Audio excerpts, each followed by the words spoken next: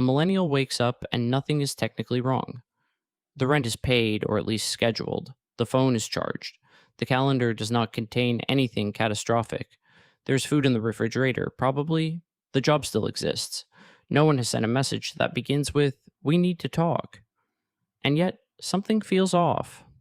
Not bad enough to call a crisis, not clear enough to explain, just slightly wrong in the background, like a song playing in another room that might be in the wrong key. So they start checking. Maybe they are tired, maybe they need water, maybe they slept badly, maybe it is the weather, maybe it is the news, maybe it is the email they have not answered.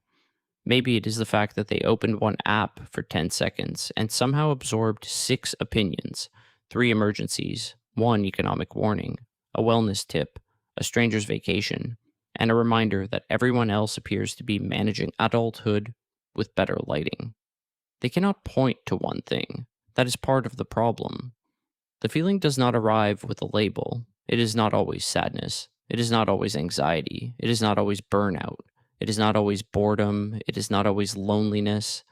It is just the sense that the system is running, but something in the background is using too much memory. Millennials have developed a particular relationship with feeling off. They notice it, they analyze it, they try to name it. They wonder whether it is emotional, physical, professional, financial, social, political, digital, hormonal, existential, or somehow all of those things having a group meeting without inviting them. Both.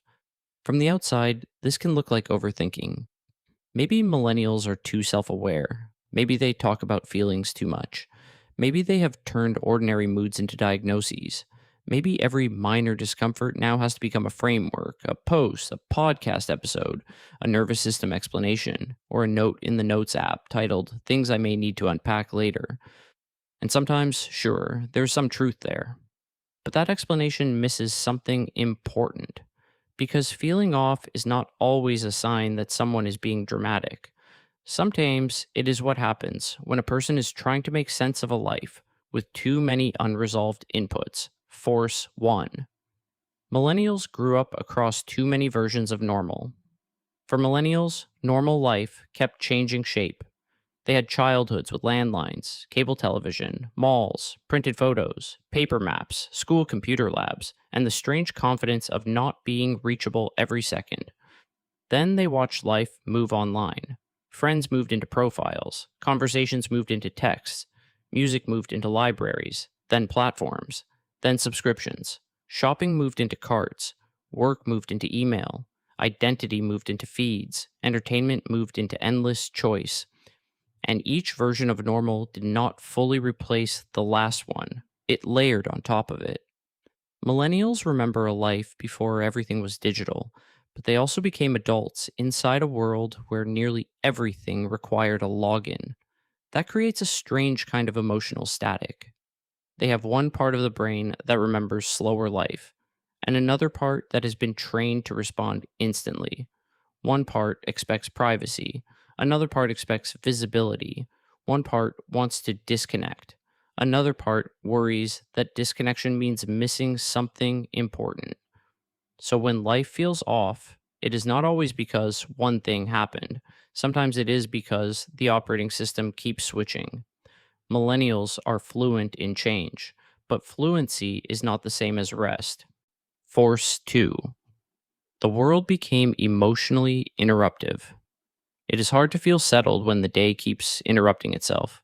A person can be making breakfast, answering a work message, reading a headline, receiving a delivery update, seeing a friend's engagement photos, checking a bank alert, hearing about a climate disaster, and being reminded that their screen time was up 16% this week, all before 9 a.m.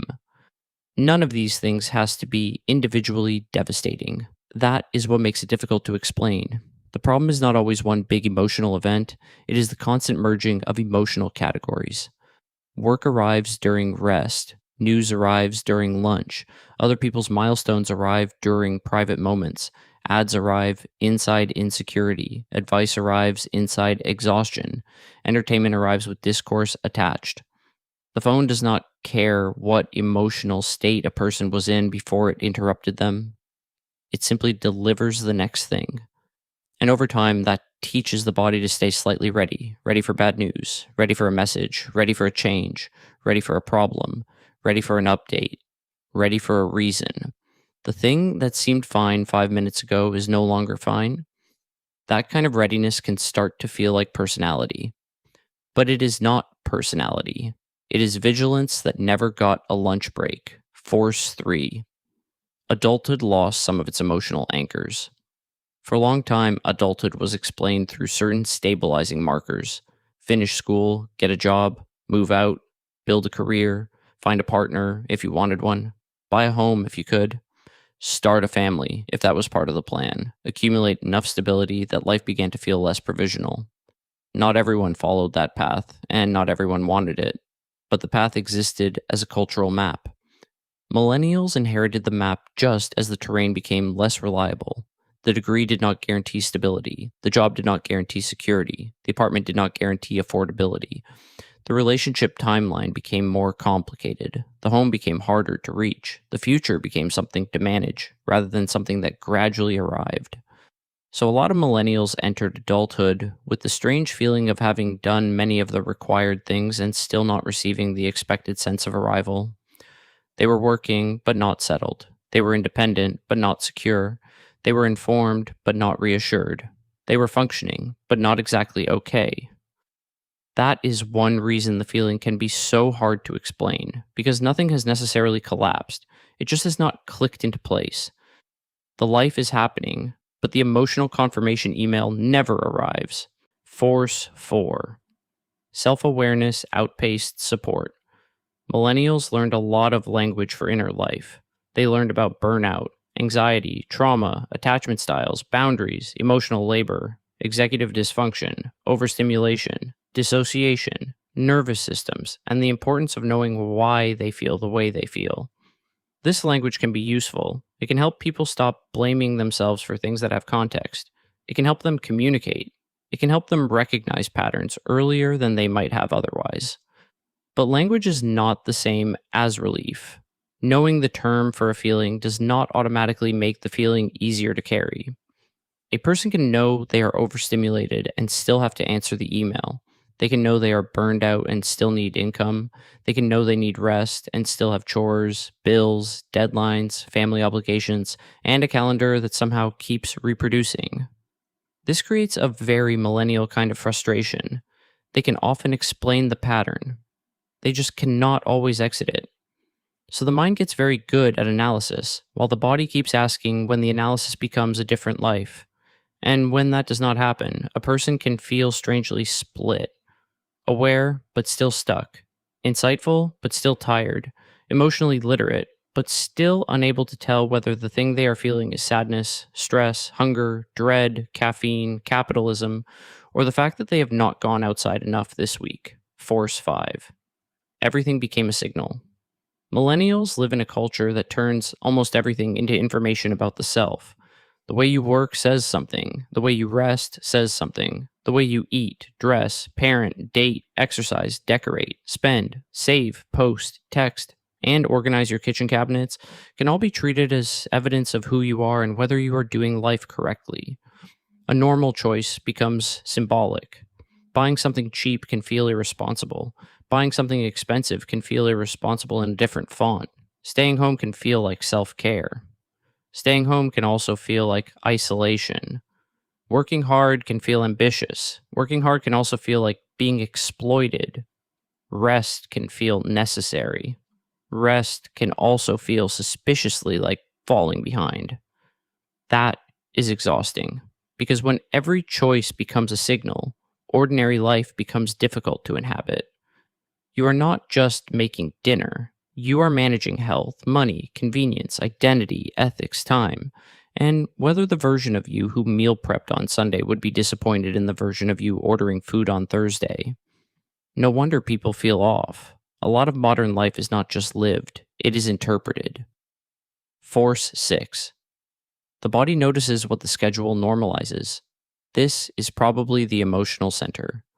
A person can normalize almost anything on paper. They can normalize being reachable all the time. They can normalize sleeping badly.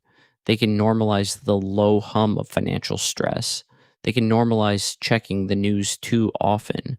They can normalize having no real transition between work and home. They can normalize loneliness by calling it independence. They can normalize exhaustion by calling it ambition. They can normalize overstimulation by calling it staying informed. But the body is less interested in the story. The body keeps noticing. It notices the tight shoulders, the shallow breath, the weird stomach feeling, the sudden irritation at a small noise, the urge to cancel plans, and the loneliness that arrives after canceling them, the tiredness that sleep does not fully solve, the uneasy feeling that appears even when nothing is technically wrong. And that is why the feeling can be hard to explain, because the mind is looking for one reason. But the body may be responding to accumulation, years of adaptation, years of uncertainty, years of performing okay, years of being available, years of trying to make good choices inside systems that keep changing, years of absorbing more information than any person was probably designed to carry casually between breakfast and lunch. And this is where the honest part comes in. Sometimes feeling off does have a clear reason. Sometimes the job is wrong. Sometimes the relationship is wrong. Sometimes the environment is wrong. Sometimes the body needs care. Sometimes the person is lonely, burned out, grieving, undersupported, overextended, or avoiding something that really does need attention. The goal is not to romanticize feeling bad, and it is not to turn every mood into a generational condition. But there is a specific kind of modern unease that makes sense for millennials. It is the feeling of living between worlds, the analog and the digital, the hopeful and the unstable, the self aware and the unsupported, the connected and the lonely, the functional and the overwhelmed, the life that looks fine from the outside and the nervous system that quietly disagrees. Maybe that is why so many millennials become investigators of their own moods. They're trying to identify the source. Was it the email, the money, the news, the comparison, the lack of sunlight, the old dream that no longer fits, the future that keeps feeling expensive, the life maintenance that never ends, or just the accumulated weirdness of being an adult in a world that keeps asking people to adapt faster than they can emotionally process? Maybe the answer is not always one thing. Maybe off is what happens when too many small things remain unresolved at the same time. So, somewhere, a millennial sits in a quiet room and tries to explain the feeling. They open a note. They search for a word. They make tea. They stare at the calendar.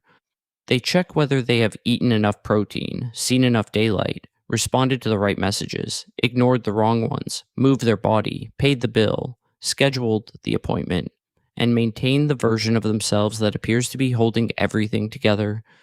And maybe nothing is officially wrong, but something is asking to be noticed.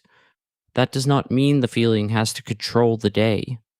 It does not mean the whole life has to be solved by dinner, but it might mean the person is not broken for sensing a mismatch. Sometimes feeling off is not a failure of gratitude. It is not weakness. It is not overthinking.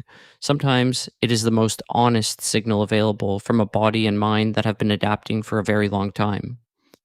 And maybe the first useful response is not to immediately optimize it, explain it, brand it, diagnose it, or turn it into a project. Maybe the first useful response is simply to admit it. Something feels off. I may not know exactly why yet, but I am allowed to notice.